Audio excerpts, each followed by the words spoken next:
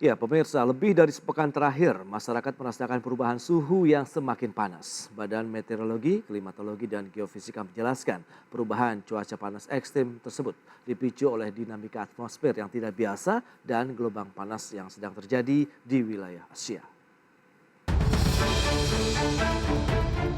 Sejak 2 pekan terakhir, sejumlah negara di kawasan Asia Selatan terkena dampak dari gelombang panas atau heat wave.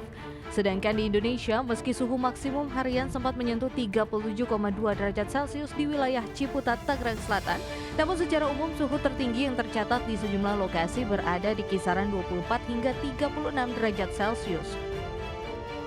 Badan Meteorologi, Klimatologi, dan Geofisika atau BMKG menjelaskan, cuaca panas ekstrim yang terjadi di Indonesia disebabkan adanya faktor dominasi monsun timur yang membuat awan berkurang sehingga radiasi matahari diterima secara optimal.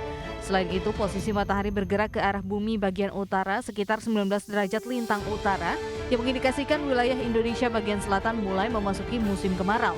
Kondisi inilah yang membuat suhu di permukaan bumi jauh lebih panas dari biasanya. BMKG pun mengimbau kepada masyarakat agar menghindari aktivitas di luar rumah mulai pukul 10 hingga pukul 1 siang guna menghindari paparan langsung dan dalam waktu lama sinar ultraviolet.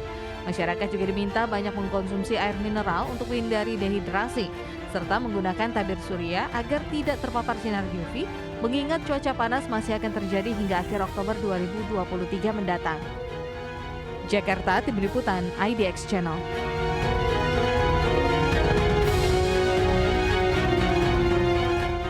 Ya, pemirsa, untuk membahas tema kita hari ini, penyebab cuaca panas ekstrim di Indonesia, sudah tersambung melalui Zoom bersama dengan Bapak Arda Sena Sopaheluwakan. Beliau adalah Kepala Pusat Layanan Informasi Iklim Terapan Badan Meteorologi, Klimatologi, dan Geofisika BMKG.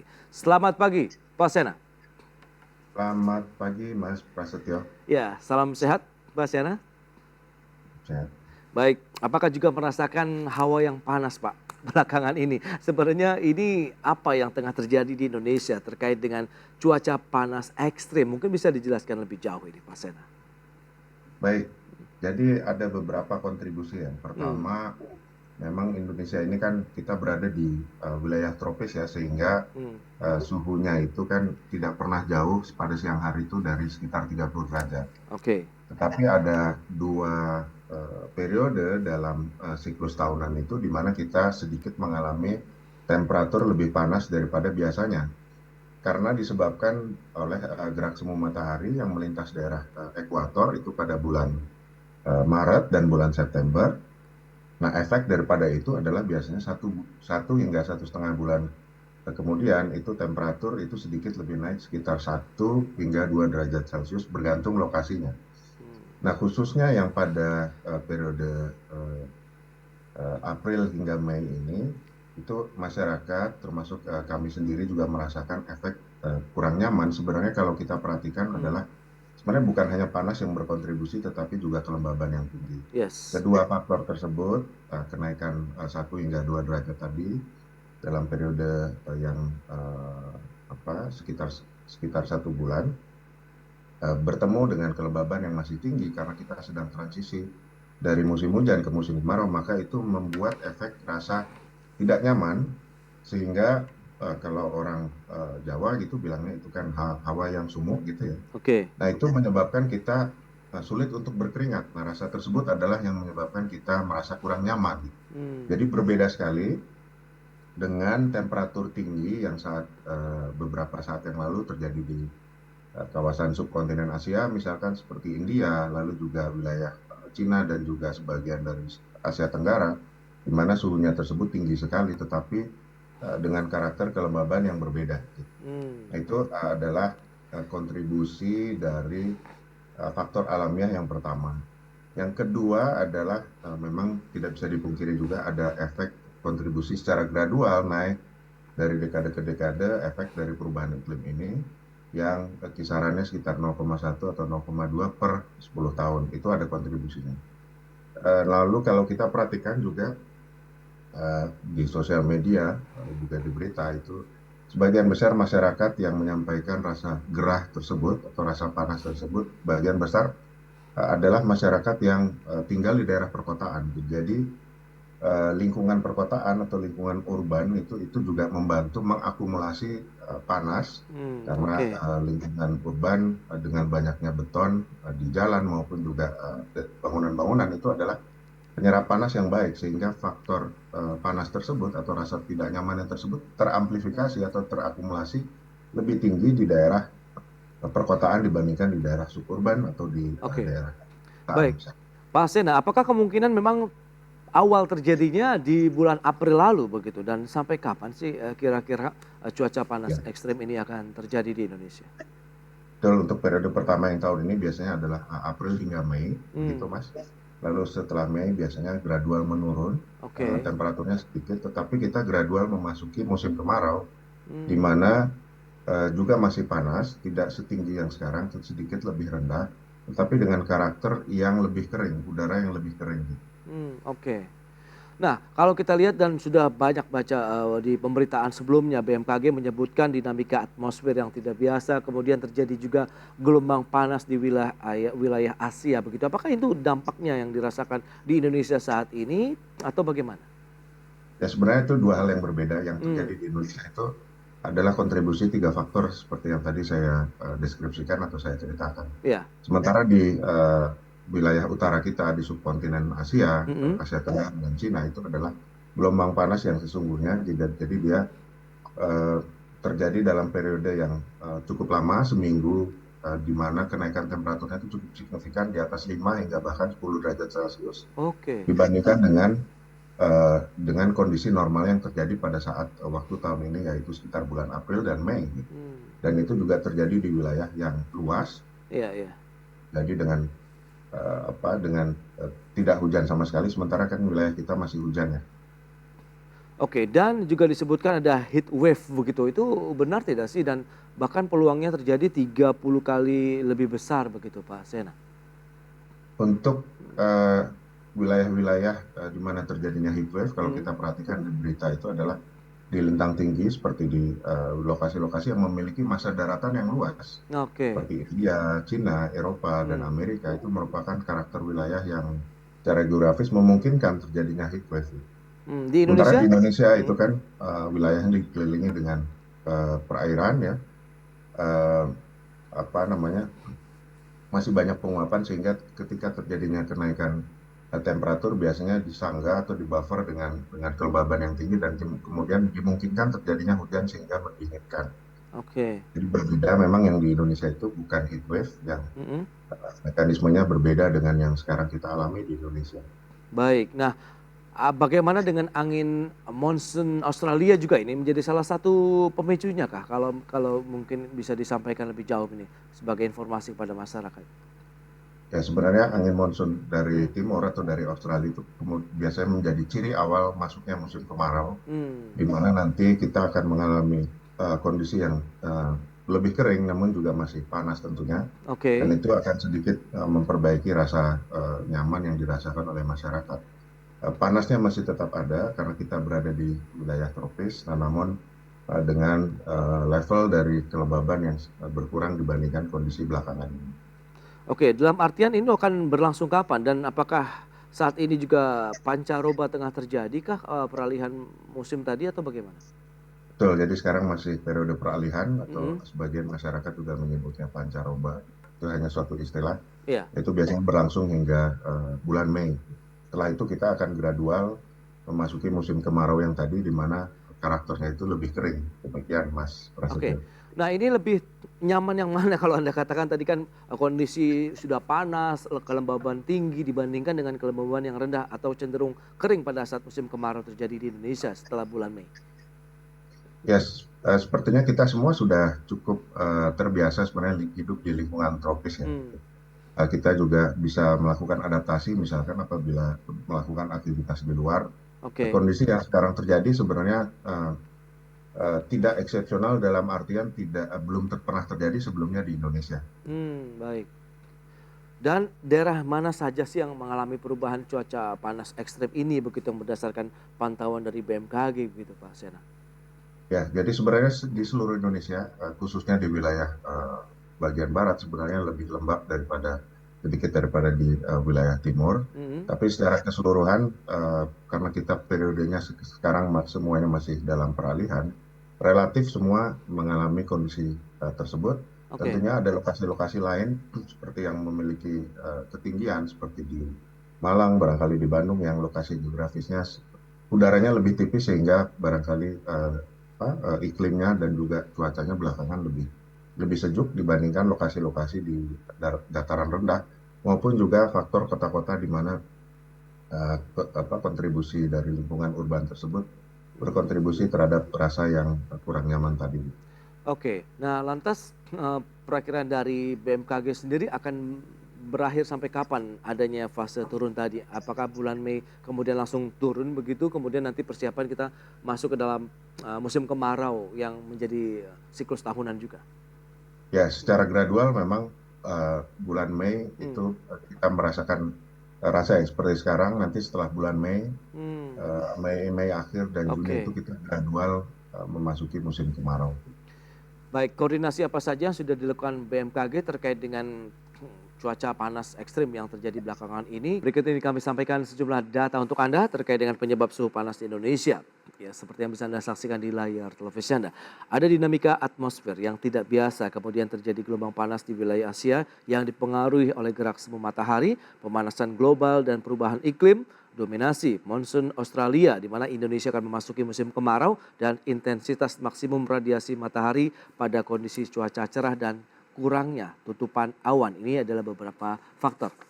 Kemudian kita akan cermati indeks ultraviolet sinar matahari yang ada di Indonesia. Kita lihat yang tertinggi warna ungu ini dengan UV index sekitar lebih dari 11 atau masuk dalam bahaya ekstrim. Anjurannya terkait dengan tingkat bahaya ekstrim bagi orang yang terpapar matahari tanpa pelindung. Hindari paparan matahari antara pukul 10 pagi hingga 4 sore. Kemudian permukaan cerah seperti pasir, air, dan salju akan meningkatkan paparan UV. Kemudian ada warna merah, ini bahayanya sangat tinggi dengan rentang UV index 8 sampai dengan 10. Anjurannya juga tidak berbeda dengan warna ungu atau bahaya ekstrim. Dan berikutnya warna orange, ini dengan UV index rentang 6 sampai dengan 7, bahaya tinggi kategorinya, tidak jauh berbeda dengan anjuran yang disampaikan untuk indeks yang cukup tinggi dan ekstrim tadi. Kemudian ada lagi warna kuning. Ini bahaya sedang dengan rentang 3 sampai dengan 5 untuk UV index.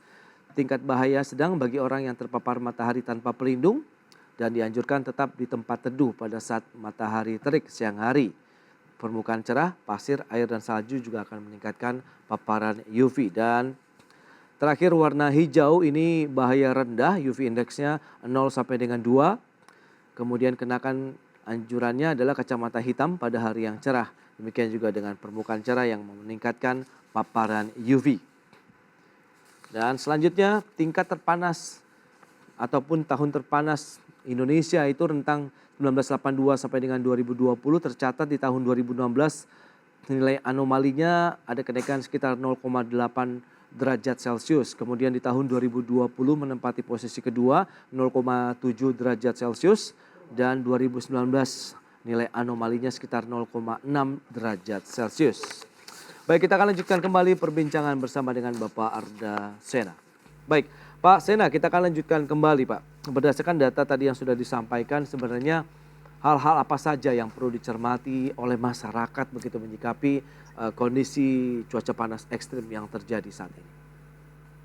Ya, sebenarnya kita sebenarnya sudah terbiasa hidup di lingkungan tropis ya. Betul. Namun juga perlu diperhatikan barangkali dengan melakukan beberapa aksi adaptasi ya, atau penyesuaian yang kita bisa lakukan sendiri.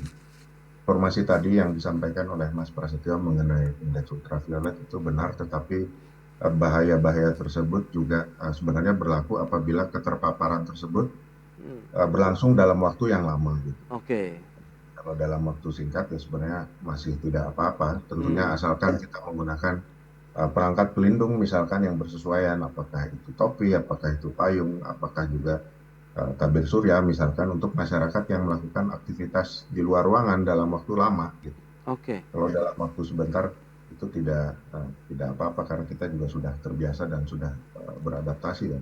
Kalau kita ingat pada saat pandemi kemarin kan justru informasi tersebut yang kita cari karena kita memerlukan paparan sinar matahari khususnya dari Oh, pagi hingga baik. menjelang siang untuk membangun imunitas gitu.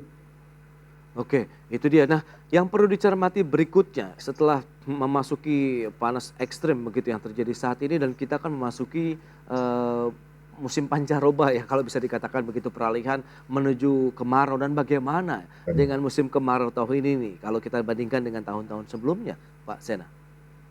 baik, jadi untuk tahun 2023 pertengahan tahun ini dari Hmm. mulai rata-rata secara keseluruhan di Indonesia mulai dari bulan Juni hingga akhir September dan awal Oktober untuk bagian wilayah tertentu kita akan mengalami musim kemarau pertama kalinya dalam 4 tahun belakangan. Jadi kalau pemirsa dan masyarakat ingat 3 tahun belakangan kita mengalami dampak dari fenomena La Nina, yaitu di mana periode waktu dalam 1 tahun itu di mana kita musim kemaraunya itu lebih basah daripada biasanya dan di wilayah-wilayah tertentu kita tidak mengalami musim kemarau di 3 tahun belakangan 2020, 2021 dan 2022.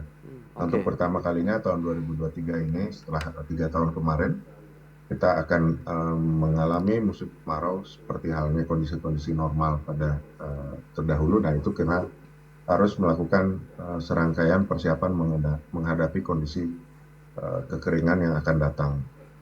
Dan Demikian, Mas. ini rentang waktunya berapa lama kalau kita bicara kemarau yang agak lebih panjang dan setelah 4 tahun baru kembali lagi terjadi secara full begitu ya musim panas ataupun musim kering di Indonesia?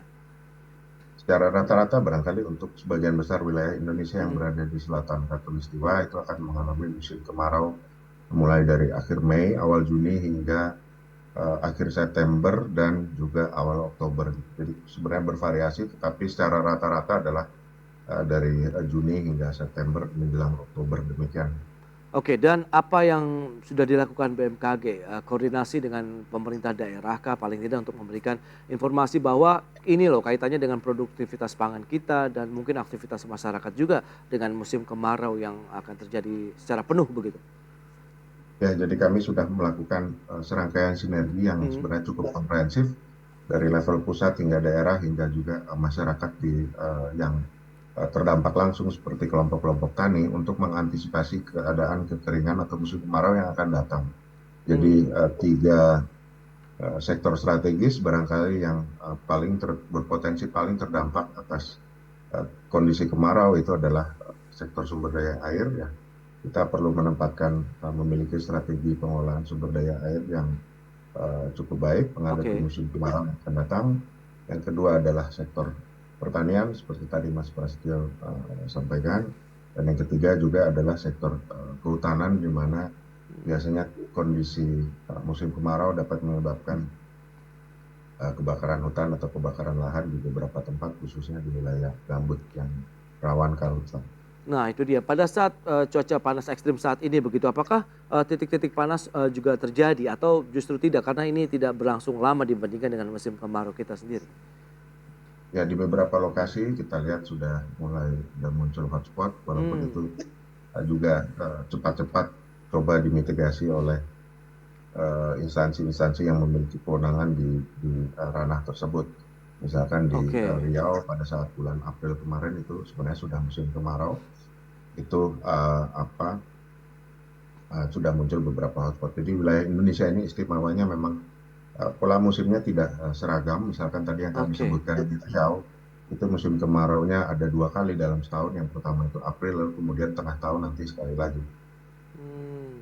Nah, daerah-daerah lainnya sendiri bagaimana di sentra-sentra pangan kita begitu? Karena kan di sana ada kebutuhan air yang juga harus tersedia begitu untuk memenuhi aktivitas produktivitas pangan kita. Kemudian langkah-langkah apa saja mungkin yang sudah dikoordinasikan Pak Sena, mengingat ini menjadi akan bagian yang penting kita terkait dengan kebutuhan pangan kita paling tidak ya di tahun 2023. Ya, jadi untuk sektor pangan maupun Hmm. juga sektor pendukungnya, di mana itu adalah sumber daya air, Hmm. kami telah melakukan koordinasi dan sinergi untuk misalkan menyarankan pengelolaan sumber daya air yang bisa mengantisipasi kondisi kemarau yang panjang ini barangkali dengan meningkatkan simpanan air di waduk-waduk dan bendungan dan juga di embung-embung kecil di banyak lokasi untuk tetap mendukung upaya ketahanan pangan khususnya di sentra-sentra pangan yang strategis gitu. Oke, Nah, untuk wilayah-wilayah yang irigasi, sawah irigasi, barangkali hal tersebut bukan merupakan isu yang kritis, tetapi untuk wilayah-wilayah yang sawah tada hujan misalkan, informasi kemarau, informasi iklim khususnya dari BMKG merupakan hal yang strategis barangkali yang perlu diperhatikan. Iya, mungkin kita nanti akan melakukan pola perubahan tanaman pangan begitu ya, Pak Sena, yang akan bisa dilakukan oleh masyarakat petani begitu. Baik, dan kalau kita cermati dibandingkan dengan tahun-tahun sebelumnya, kalau memang kemarin ada La Nina, tahun ini musim kemaraunya ada peluang sedikit curah hujan tidak? Atau full kita benar-benar kemarau? Ya, jadi kita memang akan menghadapi musim kemarau, tapi tidak berarti bahwa musim kemarau dalam periode 3 bulan tersebut juga tidak ada hujan sama sekali. Occasionally di beberapa wilayah yang memiliki karakter misalkan di dekat dengan pegunungan dan lain sebagainya, hujan masih bisa turun, tetapi karakter musim kemarau atau karakter keseluruhannya dalam 3,5 bulan tersebut, 4 bulan itu kalau dalam istilahnya neraca airnya itu minus gitu, jadi tidak surplus, jadi jauh lebih banyak hari tanpa hujan dibandingkan dengan hari-hari yang hujan. Itu merupakan salah satu ciri atau salah satu karakter dari musim kemarau ya. Baik, Pak Sena, terima kasih banyak atas informasi yang diberikan. Tentunya ini menjadi insight yang menarik dan perlu dicermati oleh masyarakat terkait dengan tadi ada cuaca panas ekstrim dan juga persiapan kita nih dalam menghadapi musim kemarau juga yang sudah ada di depan mata. Baik, Pak Sena, terima kasih banyak atas waktu dan sharing yang diberikan. Selamat melanjutkan aktivitas Anda kembali dan salam sehat, Pak Sena. Baik pemirsa, 1 jam sudah saya menemani Anda dalam Market Review. Saya Prasetyo Wibowo beserta kerabat kerja yang bertugas undur diri. Terima kasih dan sampai jumpa.